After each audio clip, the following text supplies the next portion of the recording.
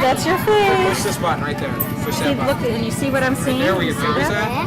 That's taking video. She's teaching him. All right, hold on. No, put your eye up there. Put your eye up there. No, watch. I'll push it for you.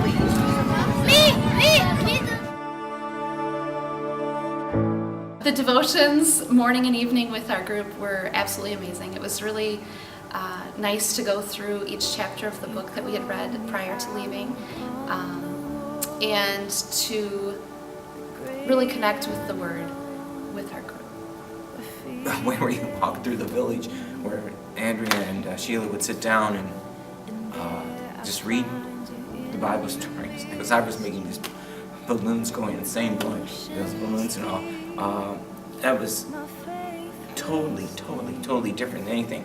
Then I realized that's how the early disciples, that's what they did. They got a few people together and they did what they had to do, or what they did. And then they went on and did some in other places. I thought, boy, this is really a throwback to the original We People. Have these people that really have so little and they're content. They don't want for anything. They don't feel like they're missing anything or they're lacking anything. And you know, the things that we take for granted. We assume that we should have health care. We assume that we're going to have access to health care. I mean, I'm not even talking insurance, like that we will have a doctor that we can go to, and these people lack that. Clean water, running water, indoor plumbing, just basic things that we take for granted and are such an assumption in America. They don't have, but they don't feel like they're shortchanged. And when I got back, my husband said to me, "You can't feel bad for them." And I said, "I don't. I feel bad for us because we're the ones that are really so uncontent with all that we have. And these people are so blessed by so little." Spanishville was quite scary to start with. Miss Kathy kicked us out of the van and we did something way out of our comfort zone.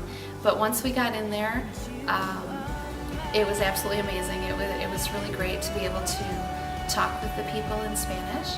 And we actually visited 3 houses where we read books in Spanish. We talked with the families, and as a result, all 3 of the mothers came the next day with their children to the Bible study, the women's Bible study. It was great.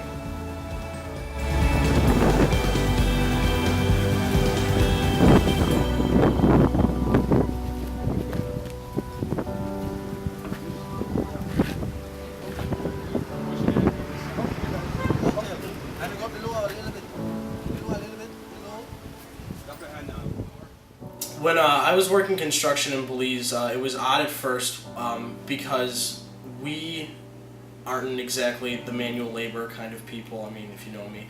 So watching them at first was probably actually the best thing because we got to see how they worked, what they did, what tools they were using, and how they kind of just reacted to everything that was going on around them. Like when they were pulling boards out of this house and there was just rats and actually poisonous centipedes falling out of there, and they were pretty okay with that. We were kind of like, all right, so I guess everything's okay, we can go ahead, and we did. And they would more or less give us the okay to do it. Like instead of just jumping in like we tried at first, which didn't work at all, not so much, we would wait for them to kind of give us a cue to come in and help pull some nails, rip out the boards. We did a lot of more of the demolishing. We ripped everything apart, we took a lot of the nails out, and they did a lot of the actual skilled, putting everything back together and making sure that everything was perfect.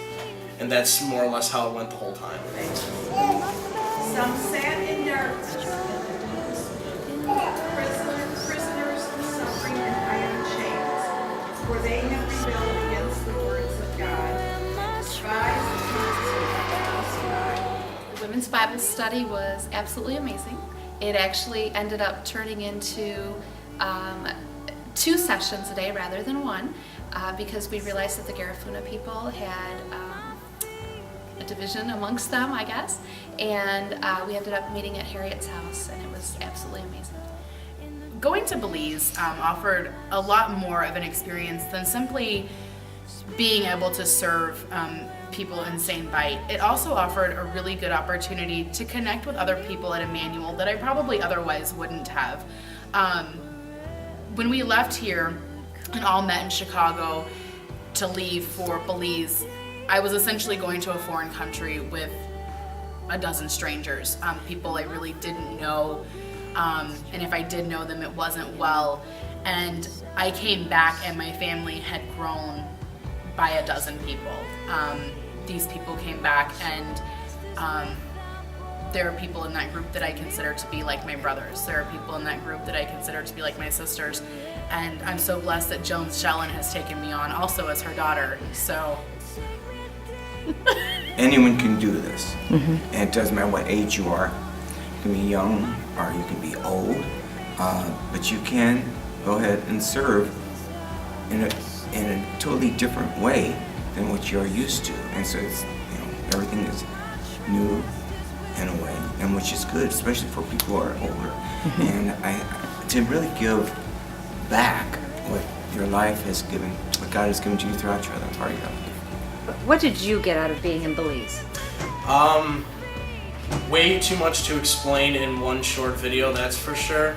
It really made me look at myself though, and kind of just think, wow, this is real, and it's sad because when I went back, I felt bad.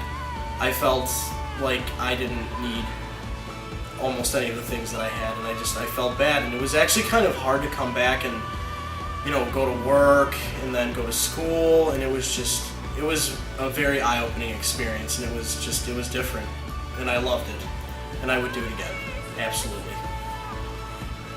People of Immanuel, I would like to say thank you. I wish I could explain to you the works that you and the Lord have created through me this trip.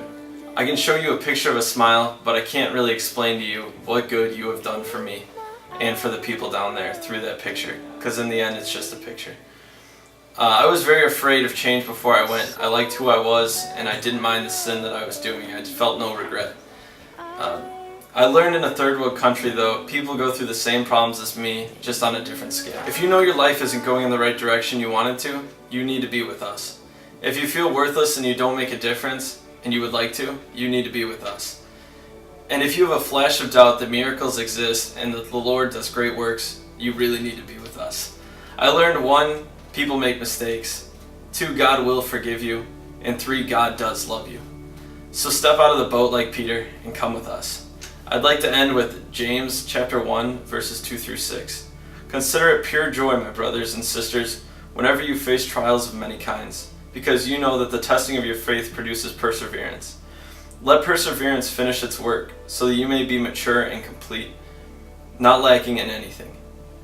If any of you lacks wisdom, you should ask God, who gives generously to all without finding fault, and it will be given to you. But when you ask, you must believe and not doubt, because the one who doubts is like a wave in the sea, blown and tossed by the wind. Thank you.